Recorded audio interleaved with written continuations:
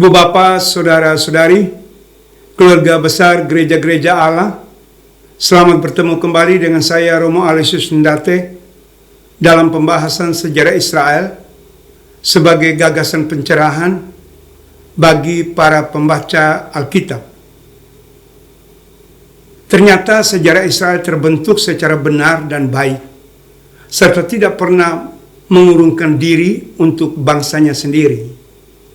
Israel juga tidak pernah merasa kehilangan kredibilitas sejarahnya hingga sekarang.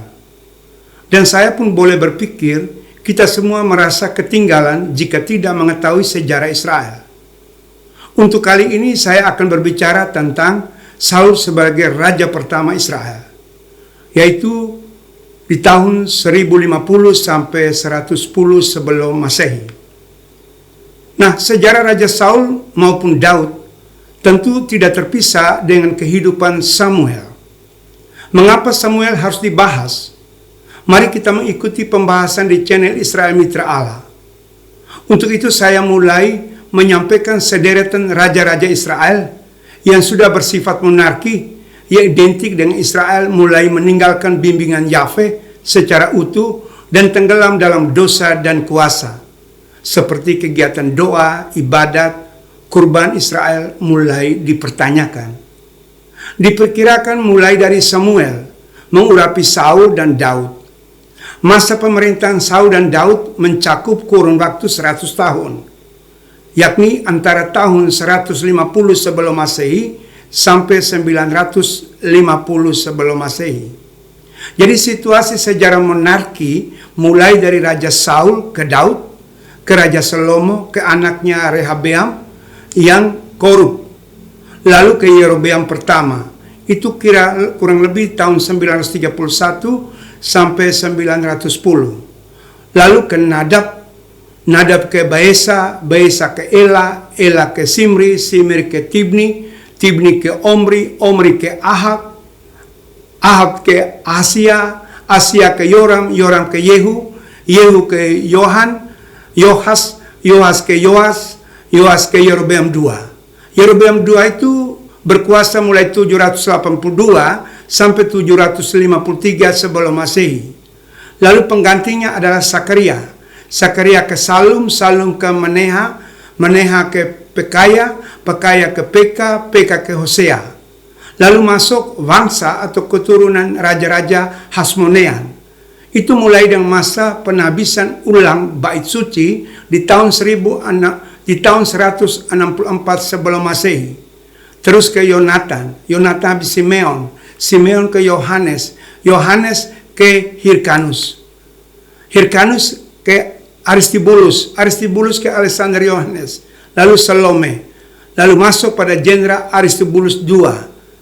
Lalu masuk masa di mana yang disebut bangsa atau keturunan raja-raja Herodes, mulai dengan Matias Antigonus, itu tahun 40 sampai 37 sebelum Masehi.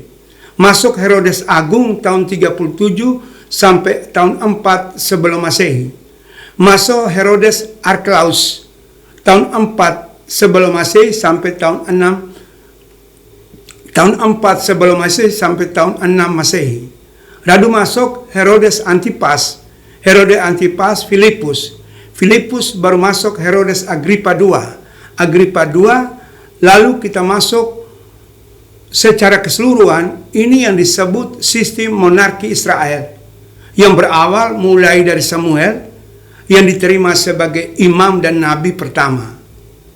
Ibu Samuel bernama Hana, dan ayahnya bernama Aminhud, pemimpin suku Simeon yang diangkat untuk pembagian tanah Kanaan. Samuel hakim terakhir dan terbesar selama 40 tahun. Kita bisa lihat Kisah Para Rasul bab 13 ayat 20. Dan pertama di antara para nabi.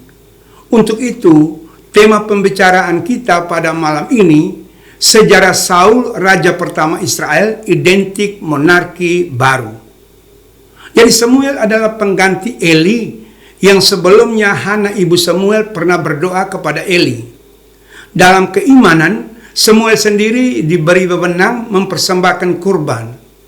Nama Samuel pernah dihubungkan dengan nama kota kecil, yaitu nama Allah atau nama ilahi, atau aku memohon baginya suatu nama ilahi. Nah, ketika Samuel berhenti menyusu pada usia 2 atau 3 tahun, Hana ibunya membawa Samuel ke Silo dan secara resmi menyerahkan kepada Eli untuk tinggal bersama dengan dia. Nah, pada usia kanak-kanak, Samuel sudah menerima wahyu, yaitu tentang kejatuhan keluarga Eli. Seluruh negeri tahu bahwa Samuel akan menjabat sebagai nabi.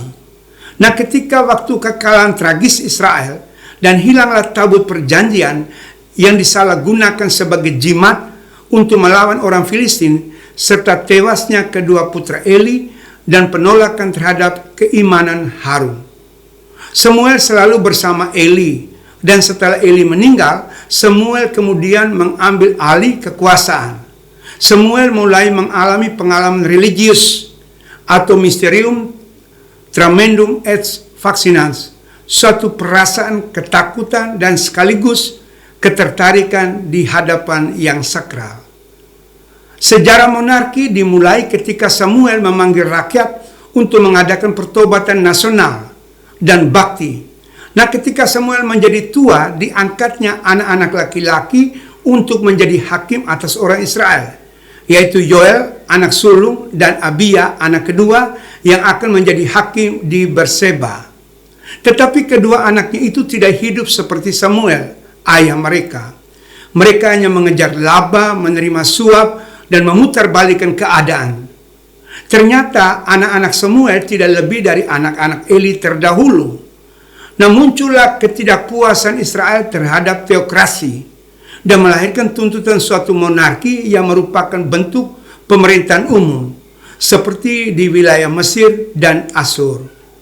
Juga termasuk saat tekanan kekuasaan bangsa Filistin, maka orang Israel mulai berpikir bahwa butuh seorang pemimpin perang yang mampu membebaskan mereka dengan menuntut seorang raja.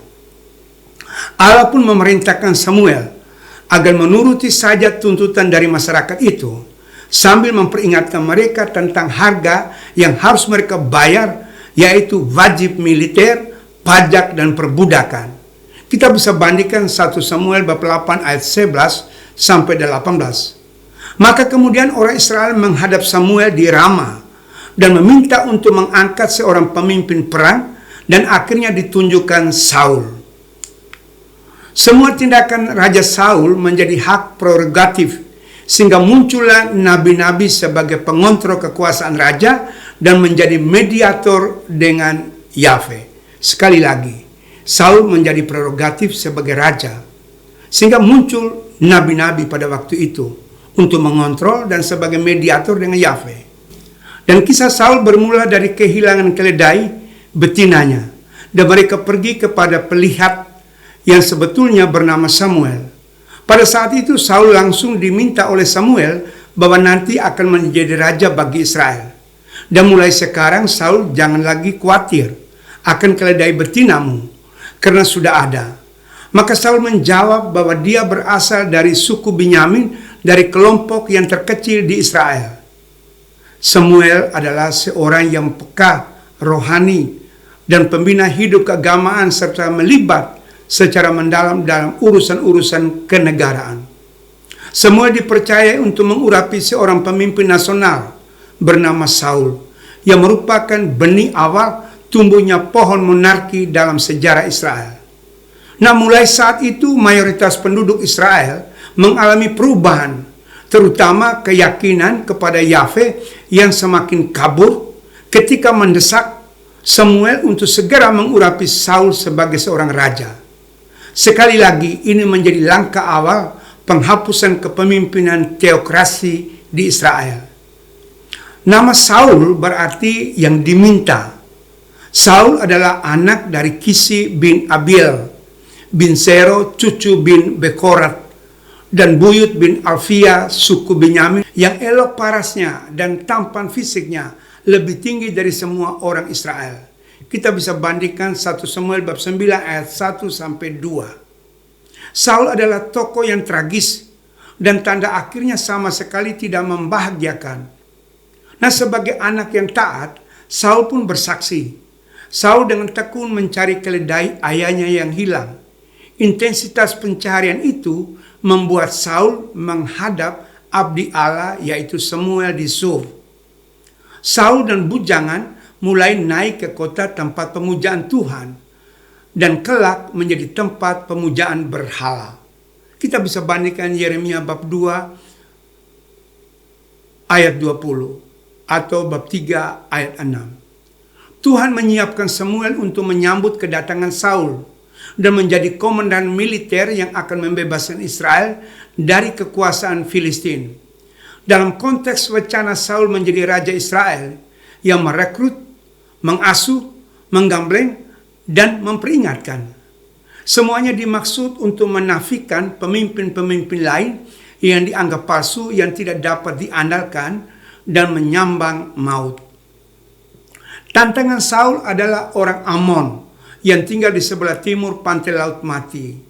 Nah, di luar kepemimpinan Saul yang karismatis, tidak ada tanda khusus campur tangan ilahi dalam peperangan melawan orang Amon.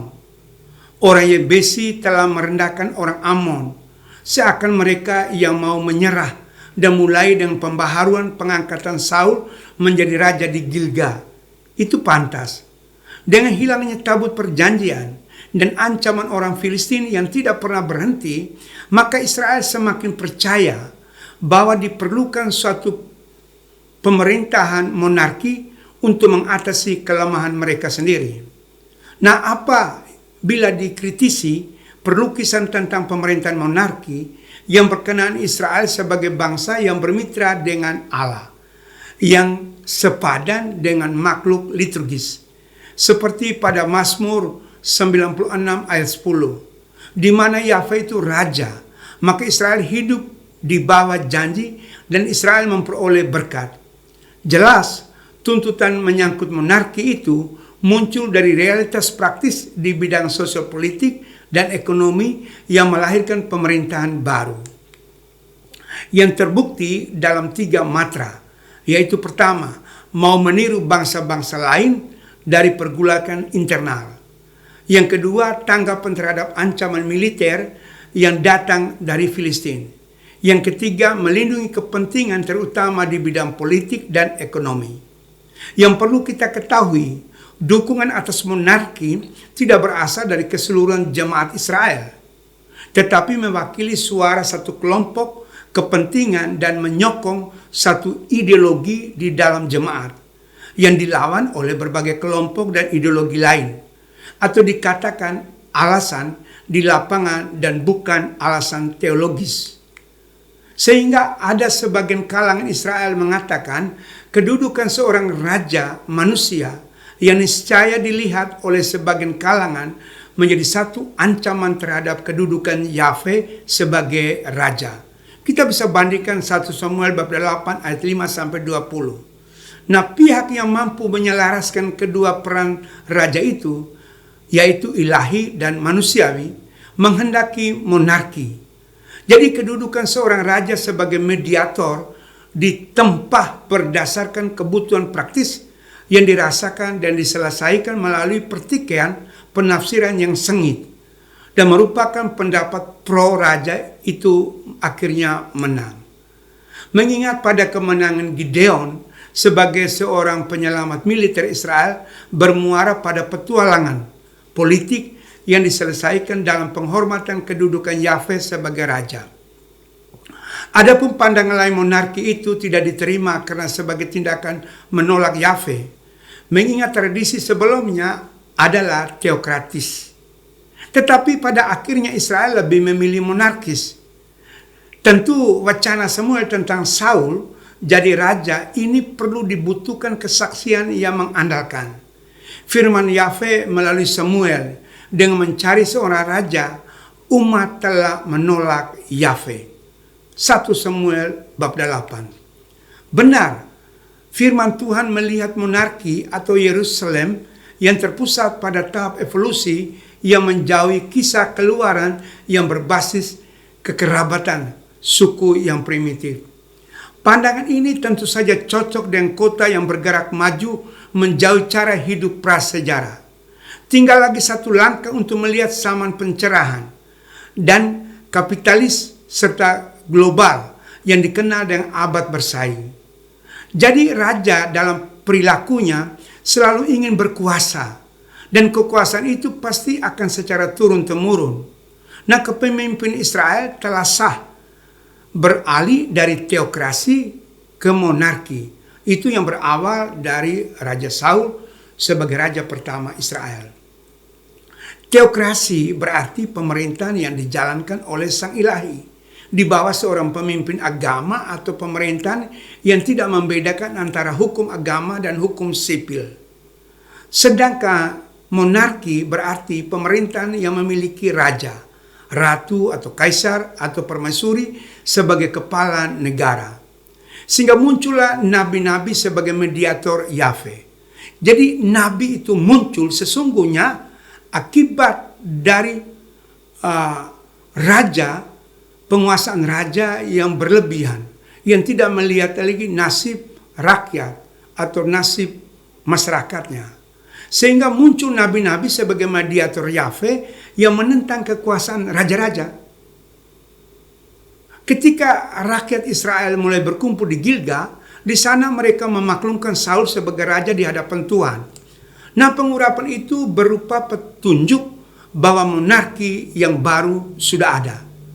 Samuel mengurapi Saul putra Kisi dari suku Benyamin di tanah Suf untuk memerintah atas Israel. Samuel menyerahkan pemerintahan itu kepada Saul sebagai raja baru, mengalahkan Filistin. Saul bertempur melawan orang Amon dan sejak itu pun Saul menjadi raja Israel yang pertama. Adapun peringatan Samuel, monarki mungkin menguntungkan, tetapi mereka harus siap menghadapi dampak. Tak lama kemudian terbukti Saul gagal melaksanakan tugas-tugasnya dan Israel mengalami banyak sekali cobaan-cobaan. Saul adalah keturunan Benyamin dari utara, berbeda dengan Daud yang berasal dari selatan. Israel di bawah pimpinan Saul menolak kepemimpinan rohani Yahweh dalam diri Samuel. Jadi tindakan yang sepadan dengan relasi ini tak kalah ditandai sebagai kegagalan Israel beserta akibat berupa keterasingan Saul dan permusuhan antara Saul dengan Daud. Pengumuman pengangkatan Saul menjadi raja pertama Israel terjadi dalam suatu upacara di Mizpah. 1 Samuel bab 10 ayat 17 sampai 25. Samuel mengatakan bahwa Saul adalah orang yang sangat diharapkan Israel. Israel telah merasa dipenuhi Samuel sebagai nabi dan Saul sebagai raja. Artinya, Tuhan itu berkarya menurut rencana dan perhitungannya sendiri. Saul sebenarnya belum menjadi raja sampai ia membuktikan diri dengan mengalahkan orang Filistin. Saul sebagai nabi tidak terlihat seperti kenabian Samuel. Nah, menjadi pertanyaan, apakah Saul dapat menyelamatkan mereka atau tidak? Akan dijawab oleh Saul dengan pembebasan terhadap orang Yebusi. Artinya, fenomena umum tentang Raja Israel benar-benar beraneka ragam dalam berbagai perwujudannya. Termasuk pula setiap generasi akan gagal menangkap data. Ada 3 tanda pengurapan Saul.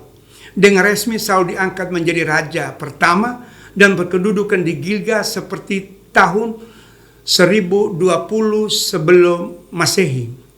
Pertama, yang terjadi di Selsa, bahasa Ibrani itu berkuasa, artinya roh yang berkuasa atas Saul, menunjukkan tempat keledai-keledai yang kelak menjadi tugas Saul juga.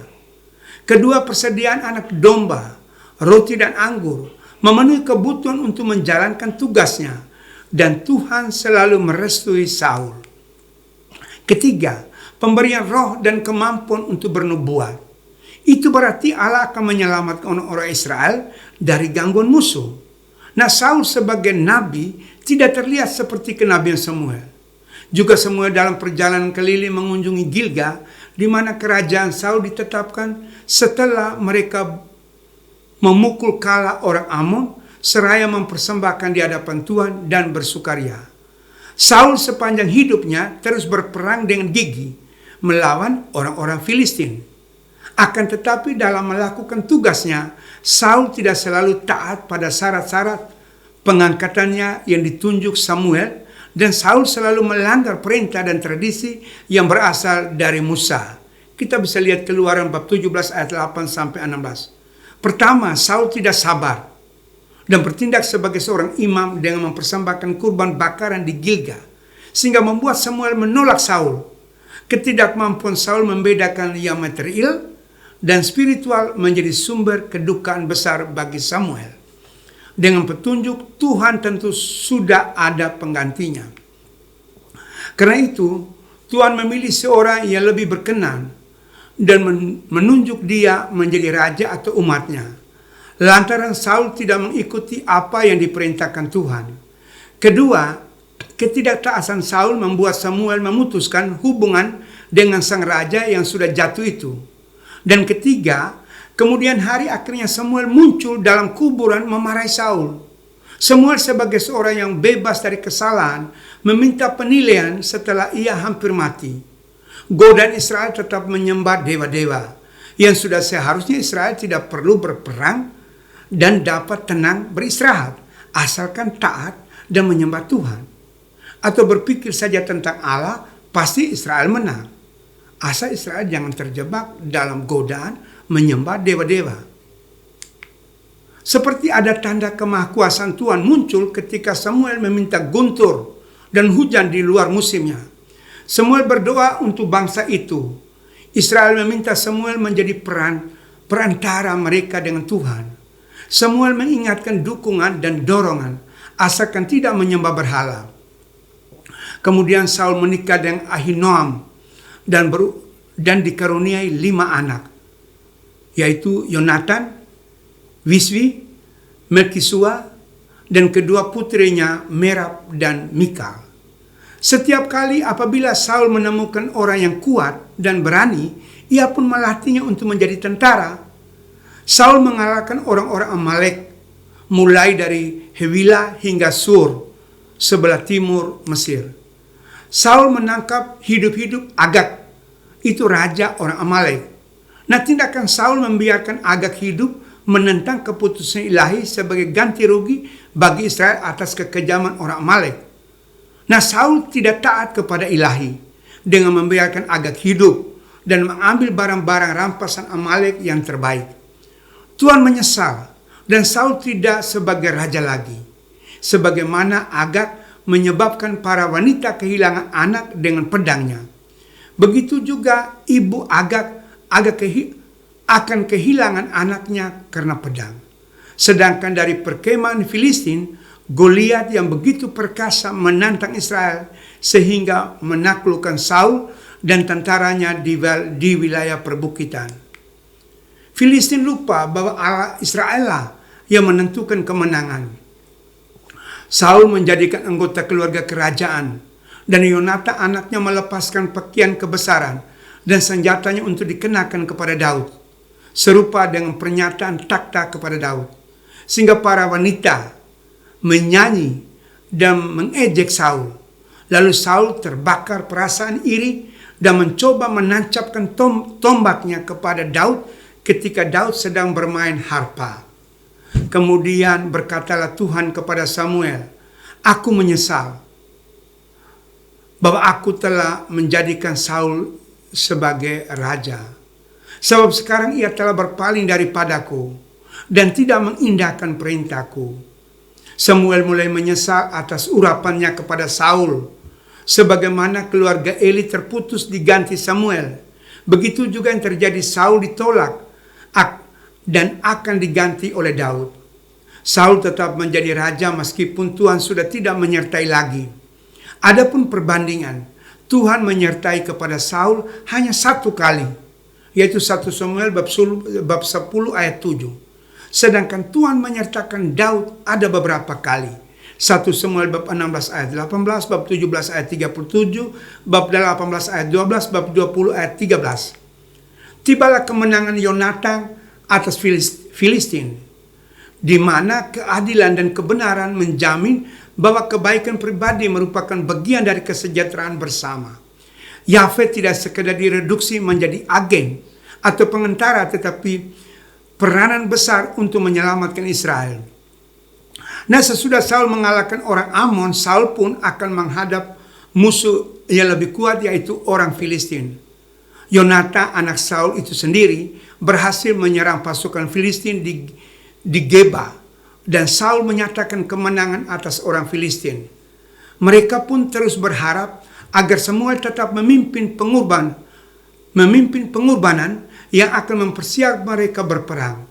Nah, kemenangan Yonatan atas Filistin itu diyakini atas kurban dan doa Samuel.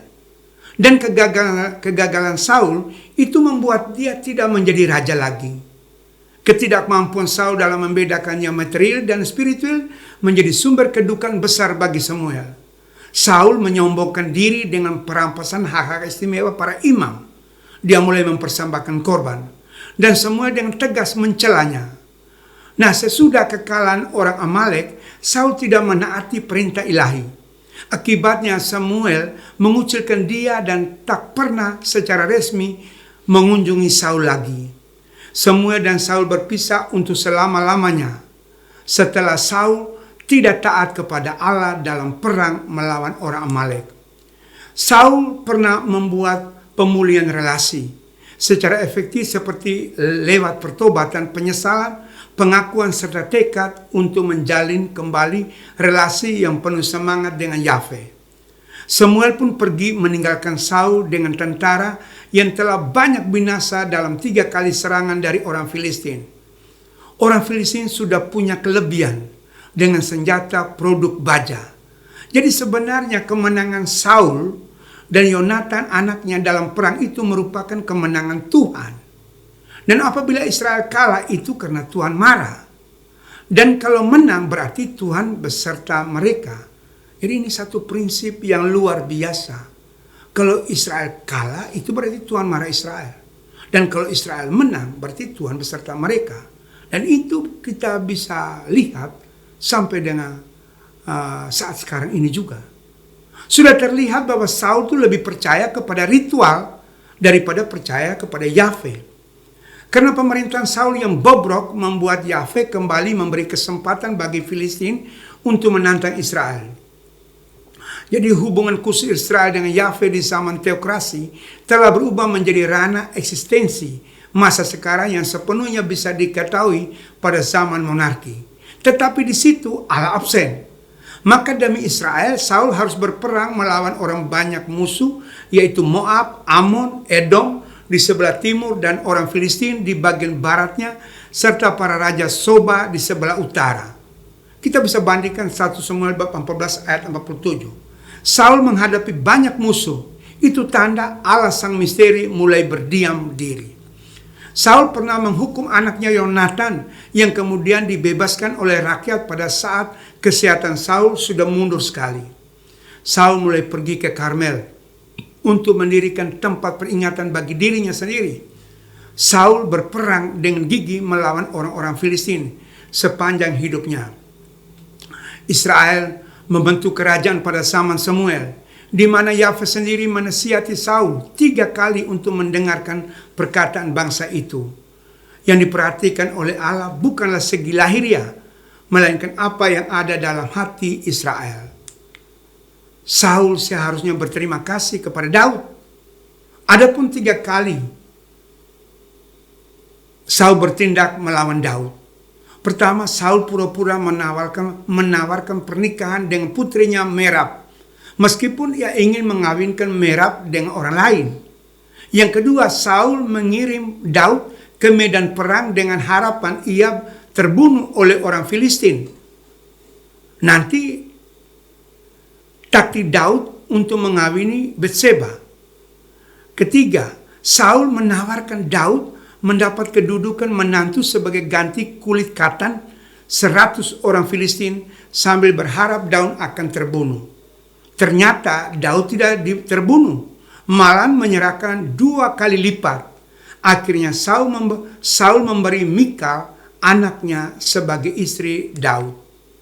Pada akhirnya Saul tidak merasa bahagia, maka diasingkan oleh kedua anaknya karena perlakuan terhadap Daud.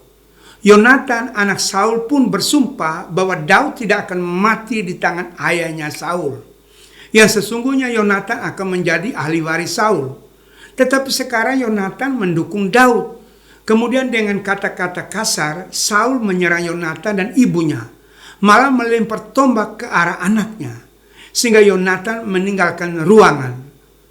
Akhirnya Saul pergi di sebuah perkemahan dengan tombak di tangan.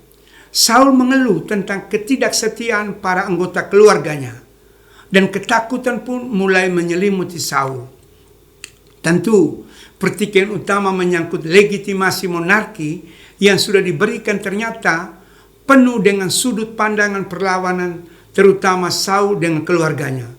Untuk itu kita boleh memberi perhatian pada dua narasi khusus panjang. Pertama, Saul itu sebagai seorang raja penguasa tak pernah mendatangkan ketenangan bagi Israel. Kedua, Saul sama sekali tidak memahami bahwa semua kekuasaan dunia adalah melahirkan kebencian. Sasaran utama kebencian Saul sebenarnya telah melarikan diri, yakni salah seorang anak Ahimelek, yaitu Ahabatar, yang lolos dan melaporkan niat pembantaian itu kepada Daud. Saul semakin frustrasi, dan ternyata Saul tetap merencanakan untuk menangkap Daud di Kehila. Nah, kisah ini membuktikan Saul merupakan seorang yang terjerat oleh ketidaktahuan akan Allah Abraham, Allah Ishak, dan Allah Yakub. Jadi Saul dipandang sebagai orang yang tidak mengenal Allah Abraham, Allah Ishak, Allah Yakub. Sedangkan Daud dilihat sebagai orang yang setia, taat, takut kepada Allah. Inilah perbedaan Saul dengan Daud yang tak pernah dinegosiasi dalam kaitan dengan raja dan kekuasaan. Nah, pada suatu hari, seorang yang bernama Abisai, orang kedua dalam pasukan Daud waktu itu, ia meminta izin dari Daud untuk membunuh Saul yang sedang tertidur.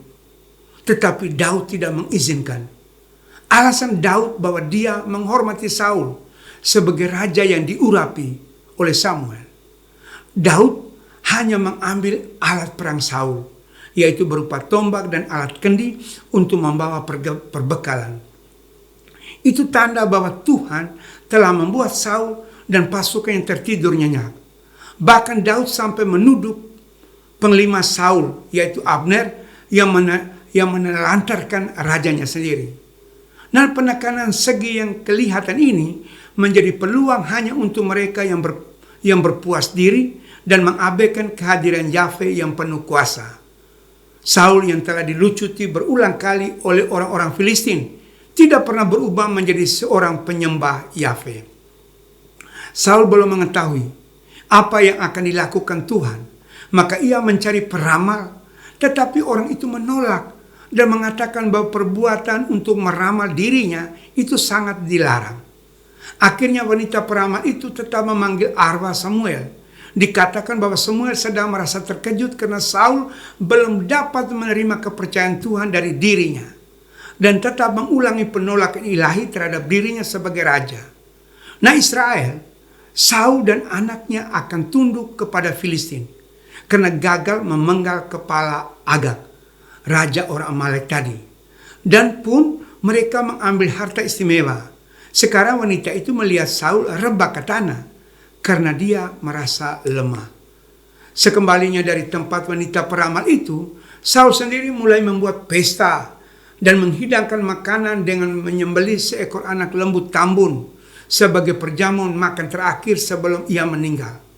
Mengingat Saul tidak menerapkan larangan atas orang Amalek dan merampas peranan Samuel sebagai imam dalam mempersembahkan kurban yang menyebabkan kehancuran keluarganya. Saul tetap menjadi raja meskipun Tuhan sudah tidak bersamanya lagi. Nah, ketika Daud membunuh Goliat, kita bisa bandingkan 1 Samuel bab 17 sampai bab 18, itu Saul kemudian memusuhi Daud dan hingga akhir hayatnya. Saul telah melakukan 2 kali percobaan pembunuhan terhadap Daud. Selama masa pemerintahan Saul, orang Filistin dikalahkan beberapa kali, dan berakhir banyak orang Israel melarikan diri dari hadapan orang Filistin menuju pegunungan Gilboa dan banyak yang mati terbunuh. Orang Filistin mengejar Saul dan anak-anaknya. Kemudian Saul sendiri meminta kepada pembawa pedang dan senjata supaya membunuh dirinya. Tetapi pembawa senjata itu menolak karena ia sangat segan kepada Saul yang telah diurapi. Nah, kemudian Saul sendiri mengambil pedang dan menjatuhkan dirinya ke atasnya. Kemudian si pembawa senjata itu melihat Saul dan putranya sudah terbaring mati di pegunungan Gilboa. Dan akhirnya pembawa senjata pun ikut mati. Nah, pada hari itu juga, ketika tentara Filistin tiba dan melihat Saul dan anak-anaknya sudah mati, Saul tidak mau dibunuh oleh musuh yang tidak bersunat. Nah, pasukan Filistin memancung kepala Saul dan merampas senjatanya.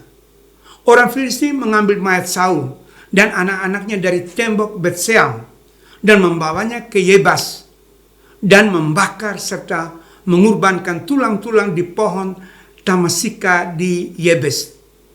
Lalu Israel berpuasa 7 hari lamanya. Nah, sekarang takhta kerajaan di Israel lowong atau kosong.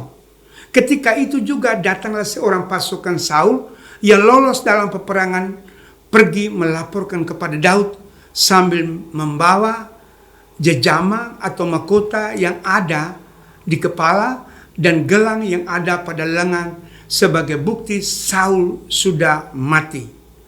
Akhirnya Daud bersama anggota kelompoknya setelah mendengar berita bahwa Saul sudah mati, mereka pun menangis, meratap, dan berpuasa sampai matahari terbenam. Kita bisa lihat 2 Samuel bab 1 ayat 1 sampai 27. Nah, Daud telah menjadi patron atau pelindung pemulihan efektif sebagai kebijaksanaan pemugaran bagi Israel. Dan teramat penting menjadi kelasiman bahwa Daud bersama pasukannya merupakan kelompok religius yang sangat ketat mengikuti disiplin bapa leluhur mereka, yaitu Abraham, Ishak, dan Yakub, hingga pada Musa yang membawa bangsa Israel keluar dari perbudakan Mesir. Jadi sekali lagi, Saul tidak mengikuti riwayat hidup dari Abraham, Ishak, dan Yakub hingga pada Musa. Selanjutnya Samuel ditugas untuk menjajaki pengurapan pengganti Saul. Samuel diutus menemukan keluarga Daud. Nah, tanggapan penatua Bethlehem atas kedatangan Samuel yang pasti menunjukkan besarnya kekuasaan Samuel yang ia miliki. Samuel wafat sebelum melihat Daud yang diurapinya itu menjadi raja Israel yang hebat atau raja Israel yang terbesar. Jadi Samuel dia mengurapi Daud, tapi dia tidak melihat Daud sebagai raja yang hebat. Mengingat Samuel adalah salah seorang tokoh kunci dalam sejarah Israel. Namanya diabdikan di antara para pahlawan iman. Kita bisa lihat Ibrani bab 11. Pada waktu Samuel wafat, Daud sedang dikejar-kejar Saul di pada belantara En-Gedi. Kala itu semua peranan hakim berpindah menjadi raja. Sejarah yang panjang mulai dari Abraham, Ishak, dan Yakub, dan Yusuf, kemudian Musa, Yosua, dan Saul yang diurapi sebagai raja pertama Israel. Jadi proses peristiwa sejarah bangsa Israel adalah untuk memajukan kebahagiaan dan kesejahteraan manusia yang dialami sebagai bimbingan Yahweh. Nah, bangsa Israel menyambut sejarah panjang tersebut sebagai karunia Yahweh dan model-model keilmuan yang mapan. Sebetulnya ini menjadi teologi sistematik dalam perjanjian lama. Dan lewat kesaksian atau tangkis dan pembelaan Israel, yang nanti kemudian hari Daud akan menjadi raja kedua Israel. Dan Salomo anak Daud akan membangun bait Allah atau rumah Yahweh di Gunung Moria. Adapun satu hal yang amat penting, di mana kekuasaan raja-raja Israel yang semena-mena mulai dari Saul, Daud, dan Salomo hingga Herodes di abad pertama Masehi, telah muncul nabi-nabi yang mengontrol kekuasaan, terutama etika dari para raja yang berpuncak pada Yesus Almasih penyelamat dunia. Jadi kehadiran raja-raja itu maka muncullah nabi-nabi, dan nabi-nabi itu untuk mengontrol. Dan berakhir pada pembahasan kita nanti pada Raja Herodes yang mengontrol Raja Herodes itu langsung dari Yesus sendiri sebagai Al-Masih. Nah, hingga sekarang kalau kita lihat kota Yerusalem itu menjadi pusat utama refleksi iman bagi bangsa Israel dan merupakan bagian yang inti dan menarik untuk semua instrumen teologis dan kultis Israel. Sekali lagi, saya berharap mari kita semua sebagai anggota gereja-gereja, kita mengikuti tentang sejarah Israel dengan secara baik dan benar. Dan kita pun tetap ambil bagian untuk mengikuti terus pembahasan saya tentang sejarah selanjutnya. Yang akan saya berbicara nanti adalah Daud sebagai Raja Israel yang kedua, dan juga Salomo dan seterusnya. Sekali lagi, terima kasih untuk kita semua. Dan saya tetap mengundang, mari kita mengikuti terus di channel Israel Mitra Allah. Salve.